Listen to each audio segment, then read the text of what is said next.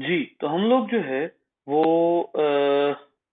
हम लोग पढ़ने लगे हैं अबाउट द ओपेरॉन, ठीक है? और ओपेरॉन्स जो है इनके बारे में जो मैं ज़िक्र कर रहा था जिस बात का वो ये थी बेटा कि हमने ये अभी जो बात डिस्कस की वो ये थी कि जो प्रोमोटर है वो एक बड़ा ही इलोंगेटेड सीक्वेंस होता है फॉर एग्जांपल।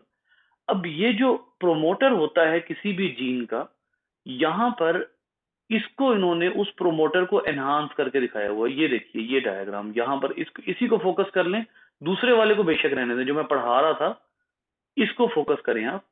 यहाँ पर आप देखिए कि ये एक पूरा सीक्वेंस है जिसको इन्होंने नाम दिया हुआ है प्रोमोटर का। इसको पहले मिटा के यहाँ से देख लेते हैं हम ताकि हमें जो है वो इसको ऑब्जर्व करने में आसानी हो। ये देखिए इस रीजन को उन्होंने नाम दिया हुआ है प्रोमोटर का और इस प्रोमोटर में एक छोटा सा टुकड़ा है जिसको इन्होंने ऑपरेटर का नाम दिया है।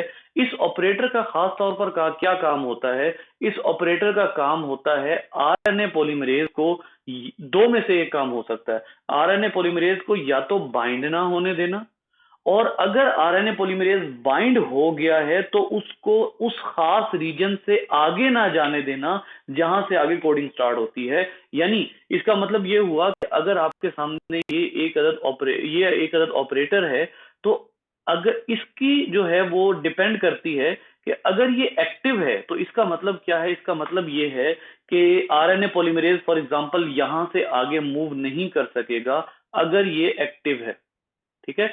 अगर ये जो है वो ये ऑपरेटर ऑपरेट कर रहा है। हाँ, इसमें ये भी हो सकता है कि जो ऑपरेटर है वो एक्टिव हो और वो आरएनए पॉलीमरेज को मूव करने दे। याद रखिए ये जो ओपेरॉन होते हैं वो दो किस्म के होते हैं। दो किस्म के ओपेरॉन्स होते हैं। और से सुनिएगा मेरी बात को, मैं लिख नहीं सकूंगा लेकिन इस बात को कोशिश करूंगा आप तक पहुंचाने की। ओपेरॉन्स हमेशा दो किस्म के होते हैं। एक वो ओपेरॉन्स होते हैं जिनको आप जो है वो कह लें कि जिनका ऑपरेटर ऑफ करना पड़ता है आपको। ऑफ करेंगे तो जीन ऑफ होगा। अगर आपने उसको ऑफ ना किया तो वो एक ऐसे स्विच की तरह है कि आप कमरे में स्टडी कर रहे थे, आप कमरे से उठ के गए, आपने लाइट ऑन छोड़ दी, आपने उसको ऑफ नहीं किया, वो लाइट चल रही है और इलेक्ट्रिसिटी कंज्यूम हो रही है। जस्ट लाइक दैट ओपेरॉन्स इस किस्म के होते हैं कि वो मुस्तकिल ऑन होते हैं, उनको आपको स्टिमुलस देकर ऑफ करना पड़ता है। और ऐसे भी ओपेरॉन्स होते हैं, यानी ऐसे ऑपरेटर्स भी होते हैं कि जो मुस्तकिल ऑफ होते हैं, उनको आपको स्टिमुलस देकर ऑन करना पड़ता है। फॉर एग्जांपल जैसे कुछ घरों का स्टोर रूम होता है, वो आमतौर पर लाइट वहां की ऑफ होती है, लेकिन आप क्या करते हैं? whenever you enter in that room, you turn all on the light, take your things and then you turn back after turning off the light। इसका क्या मतलब हुआ कि ऐसे केस में ऐसा जो ऑपरेटर होगा वो मुस्तकिल ऑफ पड़ा होगा, आपको स्टिमुलस देके उसको ऑन करना पड़ेगा। अब यहां पर आपके पास दो आ गए हैं। एक को आप कहते हैं रिप्रेसिबल ओपेरॉन। ये ओपेरॉन होते हैं कि जिनको आपको बकायदा ऑफ करना पड़ता है। फॉर एग्जांपल यहां इन्होंने इसकी जो है वो इसके लिए एक टर्म यूज की हुई है, ये देखिएगा। ये आगे डायग्राम आने लगी है, ये देखिए, ये इनहिबिटेड। ये देखिए इसमें जो है वो ये रिप्रेसिबल है, ये रिप्रेसिबल है, ये मैंने अभी यही नाम लिया। ये रिप्रेसिबल ओपेरॉन है। रिप्रेसिबल का मतलब क्या है कि ये ऑन है, इसको ऑफ करना पड़ेगा यानी रिप्रेस करना पड़ेगा। और दूसरी टर्म देखिएगा, दूसरी यहां पर क्या लिखी हुई है? दूसरी टर्म यहां लिखी हुई है इंड्यूसिबल। इंड्यूसिबल वो होता है कि जो ऑफ है उसको ऑन करना पड़ेगा। ये दो टर्म्स जो है ये बेसिकली ओपेरॉन्स के लिए यूज होती हैं।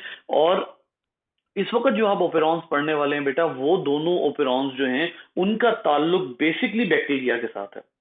यूकैरियोट्स के ओपेरॉन्स शायद हम आज ना पढ़ सकें, बट जो प्रोकैरियोट्स के ओपेरॉन्स हैं उनमें दो बहुत ही ज्यादा डिटेल में स्टडी किए गए ओपेरॉन्स हैं। एक है ट्रिप्टोफैन ओपेरॉन या टीआरपी ओपेरॉन उसको कहा जाता है, ट्रिप ओपेरॉन आमतौर पर उसको नाम दिया जाता है। और दूसरे होते हैं लैक ओपेरॉन, लैक्टोज ओपेरॉन।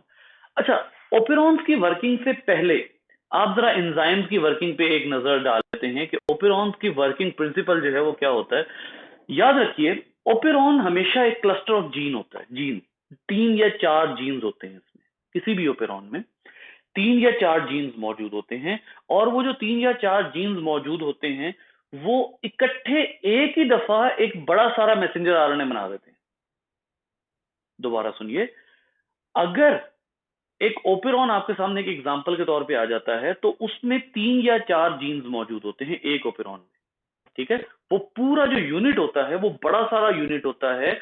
आप लोगों को अगर लेक्चर याद हो ट्रांसक्रिप्शन वाला, तो मैंने आपको बताया था कि वो रीजन, जीन का वो रीजन जिसको ट्रांसक्राइब किया जाना है, वो रीजन क्या कहलाता है? वो रीजन कहलाता है ट्रांसक्रिप्शन यूनिट, ठीक है। तो फर्ज कर लीजिए कि एक जीन है, आप उसको एक जीन समझ रहे हैं, लेकिन वो एक्चुअली एक ओपेरॉन है जिसमें 4 जीन्स है। ये आप समझिएगा, ओपेरॉन से मुराद आमतौर पर वो पूरा यूनिट होता है जिसमें प्रोमोटर भी होता है, ऑपरेटर भी होता है, और एक से ज्यादा जीन्स होते हैं। ओपेरॉन में एक जीन नहीं हो सकता, वो मतलब फॉर एग्जाम्पल उसमें आप यूं कह सकते हैं कि वो हो सकता है, लेकिन आमतौर पर ओपेरॉन कहते ही उस डीएनए के उस यूनिट को हैं जिस यूनिट में एक से ज्यादा जीन्स मौजूद होते हैं। इसकी वजह क्या है, ये मैं स्टेटमेंट क्यों दे रहा हूं? ओपेरॉन का वर्किंग प्रिंसिपल क्या है? ओपेरॉन ज्यादातर वो वाले जीन्स होते हैं जो ऐसे एंजाइम प्रोड्यूस करते हैं जिनका काम सीरीज में वर्किंग करना होता है। सीरीज में वर्किंग करना, अब सीरीज वर्किंग क्या है यहां देखिएगा, यहां पर डायग्राम भी है, इसमें गौर कीजिए। ये एंजाइम्स जो हैं वो सीरीज में वर्किंग कर रहे हैं, एंजाइम 1, एंजाइम 2 और एंजाइम 3। ये 3 एंजाइम है जो सीरीज में वर्किंग कर रहे हैं। अब ये जो 3 एंजाइम हैं, इन तीनों एंजाइम के लिए आप अलग अलग ट्रांसक्रिप्शन नहीं करेंगे, बल्कि आपके पास एक ओपेरॉन होगा इस तरह से, ऐसे एक लंबा सारा ओपेरॉन आपके सामने है, ठीक है। इसके अंदर इतना रीजन हो गया प्रोमोटर और ऑपरेटर का, ठीक है। ये प्रोमोटर और ऑपरेटर का हो गया, पी एंड ओ। और ये जो बाकी रीजन है, इसके अंदर 3 जीन्स मौजूद है, 3 जीन्स। अब ये जो 3 जीन्स वाला रीजन है, इसको एक ही दफा कोड किया जाएगा, एक ही दफा इसकी ट्रांसक्रिप्शन की जाएगी। सवाल आपके जहनों में आ रहा होगा कि अगर इसकी एक ही दफा ट्रांसक्रिप्शन की जाएगी तो इससे हम डिफरेंट एंजाइम कैसे प्रोड्यूस कर लेंगे? हाँ भाई, किसी के पास इसका जवाब है कि अगर एक ही बड़ा सारा आरएनए हमने बना लिया तो उससे हम मल्टीपल प्रोटीन कैसे निकालेंगे?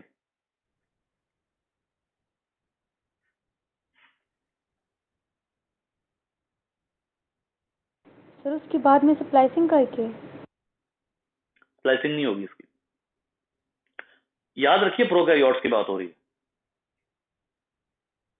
स्प्लाइसिंग यूकैरियोट्स का फीचर है। इसमें होता यह है कि आप एक ही बड़ा सारा आरएनए बनाया, आपने 3 जीन्स का एक आरएनए बना लिया, लेकिन आपको पता है कि उस एक आरएनए में मल्टीपल स्टार्ट कोडॉन हो सकते हैं। आपको यह पता है कि शायद आप में से किसी को ये रूल पता हो, मैं यहां लिखने की कोशिश करता हूं, शायद आपको आप में से किसी को ये रूल पता हो कि जब भी प्रोकैरियोट का जीन होगा, जो प्रोकैरियोट का जीन है, इस प्रोकैरियोट के जीन में बेटा ये जो है वो अक्सा आप अभी एंटर हुई हैं बेटा, मेरा जो पेन है वो खत्म हुआ हुआ है जिसकी वजह से मैं लैपटॉप के माउस से लिख रहा हूं। अच्छा, ये जो प्रोकैरियोट का जीन है, इसमें इसके बारे में क्या कहा जाता है? इसके बारे में कहा यह जाता है कि मोस्टली ऐसा होता है कि जितनी दफा एयूजी आता है उतनी दफा वो नई प्रोटीन बनाना शुरू कर देता है। इसका मतलब क्या है कि प्रोकैरियोट्स में जब जब एयूजी आएगा वहां से नई प्रोटीन बनने का आगाज हो जाएगा। ये कहा जाता है प्रोकैरियोट के जीन के बारे में। जबकि यूकैरियोट के बारे में कहा जाता है कि सिर्फ पहला AUG as a start codon act करेगा, बाकी एयूजी नॉर्मल मेथायोनिन लेकर आएंगे। यानी जो यूकैरियोट है उसमें जो स्टार्टिंग रीजन है वो सिर्फ एक दफा होगा। वो ये नहीं होगा कि जितनी दफा एयूजी आएगा उतनी दफा नई प्रोटीन बनेगी, नहीं। यूकैरियोट्स में सिर्फ एक दफा एयूजी आएगा और वहीं से स्टार्ट हो जाएगा। प्रोकैरियोट्स में जितनी दफा एयूजी आएगा नई प्रोटीन बनेगी। इसका मतलब क्या हुआ? इसका मतलब ये हुआ कि अगर एक ओपेरॉन से मल्टीपल मल्टीपल वो बनाने हैं, मल्टीपल प्रोटीन्स बनानी है, तो यहाँ पे एयूजी आ गया, यहाँ से यहाँ तक एक जीन की एक प्रोटीन की कोडिंग हो गई, यहाँ से यहाँ तक दूसरे की कोडिंग हो गई, और यहाँ से आगे जो है वो तीसरे की कोडिंग शुरू हो जाएगी। तो इसका मतलब ये हुआ कि ओपेरॉन का मतलब क्या है प्रोकैरियोट्स में। यूकैरियोट के बाद मैं मुसलसल कह रहा हूं क्योंकि यूकैरियोट में जाकर डेफिनेटली डिफरेंस आना है, क्योंकि वहां पर एक तो इंट्रॉन्स मौजूद हैं। इंट्रॉन्स का हमने कहा था कि वो इवन क्रॉसिंग ओवर में भी प्रॉब्लम क्रिएट करते हैं। वो जो क्रोमोसोमल एबरेशन होती है उनकी, वो उसी की वजह से होती है। दूसरी बात, यूकैरियोट्स में आपको आगे स्प्लाइसिंग करनी होती है। तो यूकैरियोट के ओपेरॉन डिफरेंट होंगे, प्रोकैरियोट के ओपेरॉन्स डिफरेंट होंगे। जो प्रोकैरियोट के ओपेरॉन्स हैं उनमें एक ओपेरॉन एक से ज्यादा जीन्स पर मुश्तमिल होगा और उसको एक ही दफा लंबे सारे कपड़े की तरह उसको ट्रांसक्राइब कर लिया जाएगा, उसके बाद आप उससे मल्टीपल प्रोटीन बना लेंगे। अब जब आपने मल्टीपल प्रोटीन बना ली, अब इसमें क्या होगा कि तीन एंजाइम बन गए, इस एक ओपेरॉन के जीन से तीन एंजाइम बन गए, और ये तीनों एंजाइम जो हैं these are necessarily working for every step. For example trp E है, ट्रिप्टोफैन ई, ट्रिप्टोफैन डी, फिर ट्रिप्टोफैन डी को सी में कन्वर्ट करना है, फिर सी को बी में, और फिर बी को ए में आपने कन्वर्ट करना है, तो और अल्टीमेटली इससे आपने जो है वो ट्रिप्टोफैन बनाना है। तो यहां पर वो क्या बात कर रहा है, यहां पर वो बेसिकली बात ये कर रहा है कि एंजाइम 1 के लिए जो सबस्ट्रेट्स हैं वो ये हैं, एंजाइम 2 के लिए ये हो सकते हैं, एंजाइम 3 के लिए ये हो सकते हैं। एंजाइम 3 इन दोनों में से किसी एक को भी रिसीव कर लेगा तो क्या बना देगा, उसका उसका वो बना देगा ट्रिप्टोफैन। ठीक है, उसका वो ट्रिप्टोफैन बना देगा। अब सवाल ये पैदा होता है कि बैक्टीरिया को ट्रिप्टोफैन बनाने की क्या जरूरत है। ट्रिप्टोफैन एक बहुत इंपॉर्टेंट अमाइनो एसिड है, और आप यकीन करें कि कोई भी ऐसी प्रोटीन नहीं है जिसमें ट्रिप्टोफैन ना हो। Tryptophan is a very essential amino acid. अच्छा, मुझे कल भी याद आ रहा था, मैंने आप लोगों को एक बात बतानी थी कि सिर्फ दो अमाइनो एसिड्स ऐसे हैं जिनके अंदर सल्फर का एटम होता है। कौन से? एक का तो आपको पता होगा,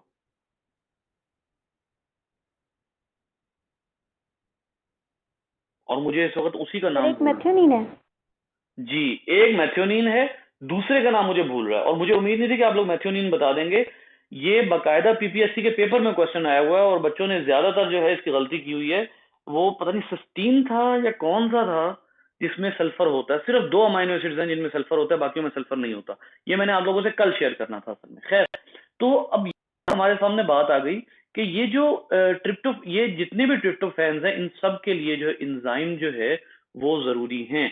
लेकिन लेकिन अब होता क्या है कि फर्ज कर लिया कि अगर बैक्टीरिया को बाहर से ट्रिप्टोफैन मिल रही है तो क्या जरूरत है उसको इतना लंबा प्रोसीजर करने की। वो क्यों बिला वजह इतना बड़ा सारा प्रोसीजर करे कि भाई वो पहले एक एंजाइम प्रोड्यूस करे, फिर दूसरा एंजाइम प्रोड्यूस करे, फिर तीसरा एंजाइम प्रोड्यूस करे। बिल्कुल सही एतराज है। बैक्टीरिया को अगर आप मीडियम से ट्रिप्टोफैन दे देते हैं तो वो क्या करता है, वो उसी ट्रिप्टोफैन को एज ए रिप्रेसर यूज करता है, और इवन पहला एंजाइम ही नहीं बनने देता, या आप यूं कह लीजिए कि पहले एंजाइम की वर्किंग ही नहीं होने देता। इस हवाले से आपको बहुत अच्छे तरीके से याद होगा, एक चीज आप लोगों ने पढ़ी हुई है, मैं अब लिखते हुए जो है वो पूरा मिनट लग जाना है। एक चीज आप लोगों ने पढ़ी हुई है, एलोस्टेरिक इनहिबिशन। एलोस्टेरिक इनहिबिशन क्या होती है कि एंजाइम की एक्टिव साइट जो है उसको मत छेड़ो। फॉर एग्जाम्पल, अगर ये मेरा हाथ एक एंजाइम है, ठीक है, अगर मैं इस एंजाइम की एक्टिव साइट के बजाय इसको कहीं और से इनएक्टिव कर देता हूं ना, आमतौर पे एक्टिव साइट जो है उसको एंजाइम को इनएक्टिव करने का तरीका क्या होता है, एंजाइम को इनएक्टिव करने का तरीका ये होता है कि आप उसकी एक्टिव साइट को या ब्लॉक कर दें या उसकी एक्टिव साइट का स्ट्रक्चर खराब कर दें। आप उसकी एक्टिव साइट का स्ट्रक्चर खराब कर देंगे, एक्चुअल स्ट्रक्चर एंजाइम का एक्टिव स्ट्रक्चर ये है, आप उसकी एक्टिव साइट का स्ट्रक्चर खराब कर देंगे तो वो वर्किंग नहीं कर सकेगा। लेकिन एक और तरीका होता है एंजाइम को रोकने का, और वो क्या होता है, वो ये होता है कि एंजाइम की एक्टिव साइट को मत छेड़े, किसी और जगह से उस एंजाइम को इनएक्टिव कर दें।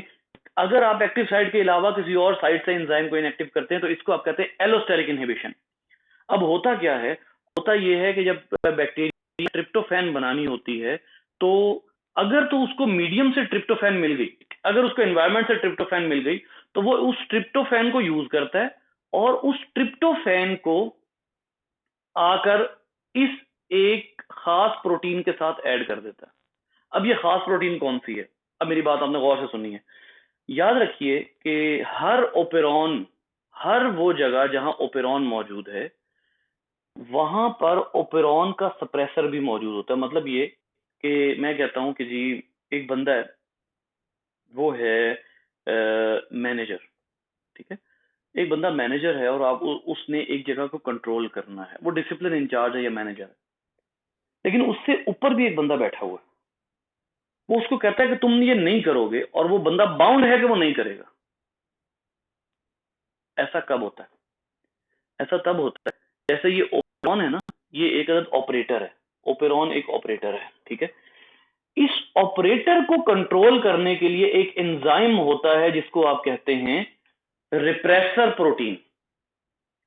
ये रिप्रेसर प्रोटीन अगर इसके साथ आकर जुड़ गई तो इसका मतलब है कि ये एंजाइम ऑफ हो जाएगा, ये वाला ओपेरॉन ऑफ हो जाएगा।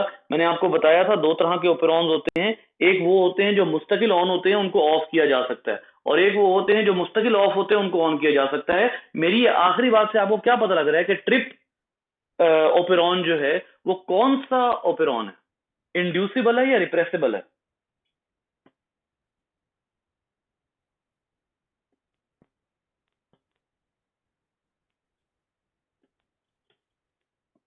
सर जिसको ऑफ किया जा सकता है। सॉरी सॉरी, क्या कह रही?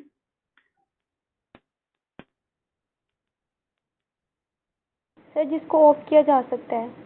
ऑफ किया जा सकता है यानी रिप्रेसेबल है, ये रिप्रेस करना पड़ेगा आपको। इंड्यूसिबल वो होगा कि जिसको आपको ऑन करना पड़ेगा, रिप्रेसेबल वो होता है जिसको आपको ऑफ करना पड़ता है। इसका मतलब ये हुआ कि ये जो रिप्रेसर प्रोटीन है, ये वाली जो रिप्रेसर प्रोटीन है, ये बेसिकली किसके तौर पे काम कर रही है? ये एक रिप्रेसर के तौर पे काम कर रही है। जब ये रिप्रेसर प्रोटीन एक्टिव होगी तो ये फौरी तौर पर जाकर कंबाइन हो जाएगी, किसके साथ? ऑपरेटर के साथ कंबाइन होगी, and there will be no RNA made, ठीक है। अब ये सवाल ये पैदा होता है, रिप्रेसर प्रोटीन भी तो कहीं ना कहीं से बननी है, रिप्रेसर भी तो प्रोटीन है ना, तो वो भी प्रोटीन है तो वो भी कहीं ना कहीं से बननी है। रिप्रेसर प्रोटीन कहां से बनती है? रिप्रेसर बनती है इसी ट्रिप ओपेरॉन के थोड़ा ऊपर एक और जीन मौजूद होता है जो रिप्रेसर प्रोटीन बनाता है। ले जी, इसका मतलब ये हुआ कि यहां पूरे पूरे इंतजामात मौजूद हैं। एक है ट्रिप ओपेरॉन, उस ट्रिप ओपेरॉन से थोड़ा सा अपस्ट्रीम मौजूद होता है रिप्रेसर प्रोटीन का जीन। यानी इसका मतलब ये हुआ कि रिप्रेसर प्रोटीन का जीन जो है वो अपनी प्रोटीन बनाता है, ओपेरॉन अपना काम करता है। रिप्रेसर प्रोटीन हर वक्त मौजूद होती है किसमें? साइटोप्लाज्म में, ठीक है। रिप्रेसर प्रोटीन मुस्तकिल जो है वो ट्रांसलेट हो रही होती है, रिप्रेसर प्रोटीन मुस्तकिल बन रही होती है। जैसे हमने क्या कहा कि ओपेरॉन हर वक्त एक्टिव होता है तो रिप्रेसर प्रोटीन हर वक्त एक्टिव होती है। सवाल ये पैदा होता है कि अगर रिप्रेसर प्रोटीन हर वक्त बन रही है तो ये ओपेरॉन को एक्टिव क्यों होने देती है, इनएक्टिव क्यों नहीं रखती? आखिरी बात मेरी मैं अपनी रिपीट कर देता हूं, हो सकता है जल्दी में आप लोगों को समझ ना आई हो। मैंने आपको कहा कि ओपेरॉन मुस्तकिल ऑन होता है, इसको ऑफ करने के लिए आपको रिप्रेसर प्रोटीन बनानी पड़ती है, जिसके बारे में मैंने आपको कहा कि रिप्रेसर प्रोटीन का जीन जो है वो ओपेरॉन से थोड़ा सा ऊपर मौजूद है। ट्रिप आर कहते हैं इसको। ट्रिप आर का मतलब क्या है? ट्रिप आर का मतलब है ट्रिप्टोफैन रिप्रेसर, ठीक है। ट्रिप आर का मतलब होता है ट्रिप्टोफैन रिप्रेसर प्रोटीन, ठीक है। तो अब फर्ज किया कि ये जो ट्रिप्टोफैन रिप्रेसर प्रोटीन है ये बन रही है। सवाल ये पैदा होता है कि अगर, और आपकी कैम्बेल की बुक भी ये कहती है कि ट्रिप्टोफैन रिप्रेसर जो है ये हर वक्त साइटोप्लाज्म में मौजूद होता है, तो फिर ट्रिप ओपेरॉन हर वक्त ऑन क्यों होता है? इसको तो हर वक्त ऑफ होना चाहिए। सवाल समझ आया मेरा? सर अगर ऐसे फिर हम रिप्रेसिबल कहेंगे भी नहीं। नहीं समीना, आपकी आवाज थोड़ी सी कट गई, दोबारा बोलिएगा बेटे। सर अगर ऐसा हो जाता है कि मतलब वो उसको ऑन होने ही ना दे, हाँ हाँ, तो फिर हम रिप्रेसिबल भी नहीं ना, ऐसा तो उसका नेम बन ही नहीं सकता बिल्कुल रिप्रेसिबल। बिल्कुल ठीक बात है, लेकिन आपकी कैम्बेल की बुक में ये स्टेटमेंट लिखी हुई है कि वो जो रिप्रेसर प्रोटीन है वो हर वक्त साइटोप्लाज्म में मौजूद है, उसके बावजूद ट्रिप्टोफैन ओपेरॉन ऑन है। अब ये कोई कंट्रोवर्शियल बात बन रही है।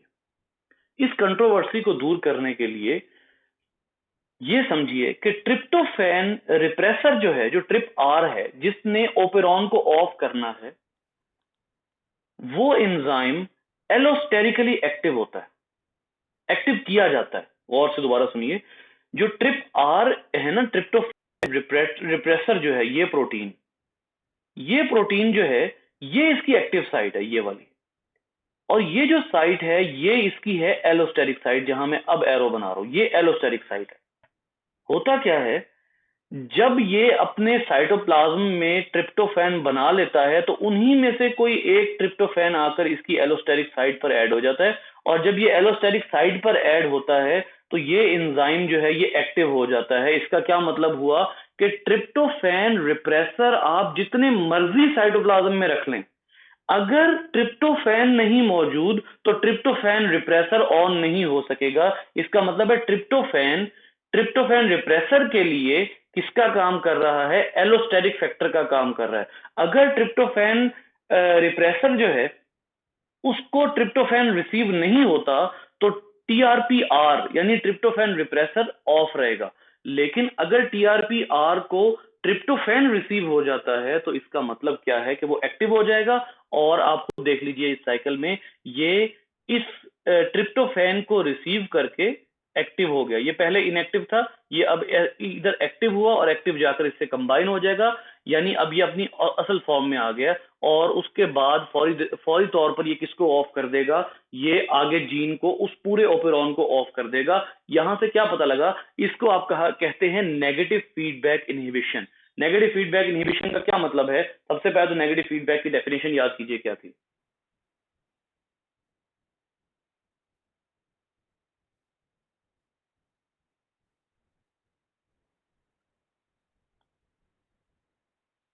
हाँ जी,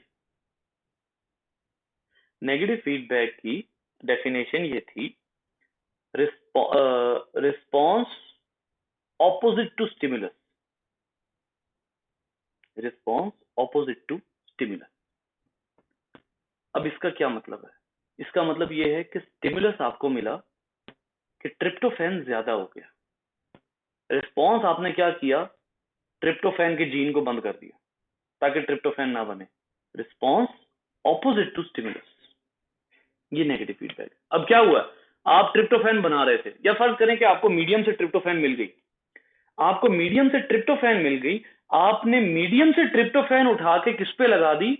रिप्रेसर प्रोटीन पे। रिप्रेसर प्रोटीन एक्टिव हो गई, और जब रिप्रेसर प्रोटीन एक्टिव हुई तो अब वो जाकर किस पे ज्वाइन हो जाएगी? ऑपरेटर पे।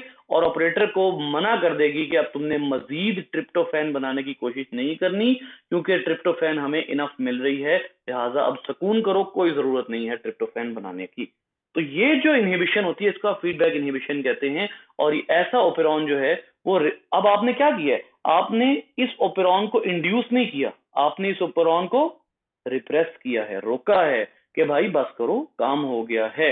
लिहाजा अब ये जो रिप्रेसर प्रोटीन है ये हर वक्त साइटोप्लाज्म में मौजूद भी रहे, जब तक फीडबैक इनहिबिटर के तौर पे ट्रिप्टोफैन खुद नहीं आता अमाइनो एसिड, तब तक टीआरपीआर एक्टिवेट नहीं होगा और ये उसके ऊपर एक्ट नहीं करेगा। ठीक है, और ये जो जीन है ये ऑफ नहीं होगा।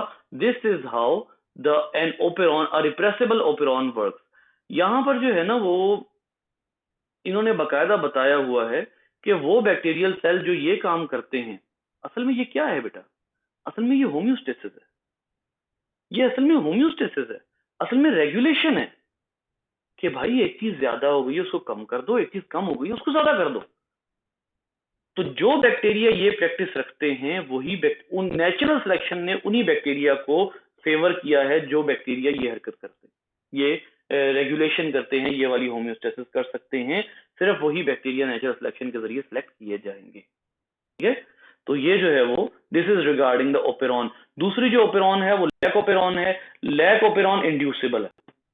लैक ओपेरॉन कब इंड्यूसिबल होती है? इंड्यूसिबल का मतलब ये है कि वो ऑफ होती है, उसको आपको ऑन करना पड़ता है। और वो कब ऑन होती है? जब बैक्टीरिया को लैक्टोज मिलती है, क्योंकि लैक ओपेरॉन का मतलब है लैक्टोज ओपेरॉन। इससे आप लैक्टोज को तोड़ते हैं। लैक्टोज किससे बनता है? हाँ भाई जल्दी। ग्लूकोज और ग्लैक्टोज। शाबाश, ग्लूकोज और गैलेक्टोज से बनता है लैक्टोज। अब जो लैक्टोज है, बैक्टीरिया को जब लैक्टोज मिलेगा तो आने वाला लैक्टोज लैक ओपेरॉन को ऑन करेगा। अब यहां फर्क देख लीजिए, बाकी आप लोग बड़ी आराम से खुद भी रीडिंग कर सकते हैं। एक बड़ा ही लेकिन मैं पढ़ाऊंगा, मतलब इसका मतलब ये नहीं है कि मैं आपको कह रहा हूं रीडिंग करने के लिए।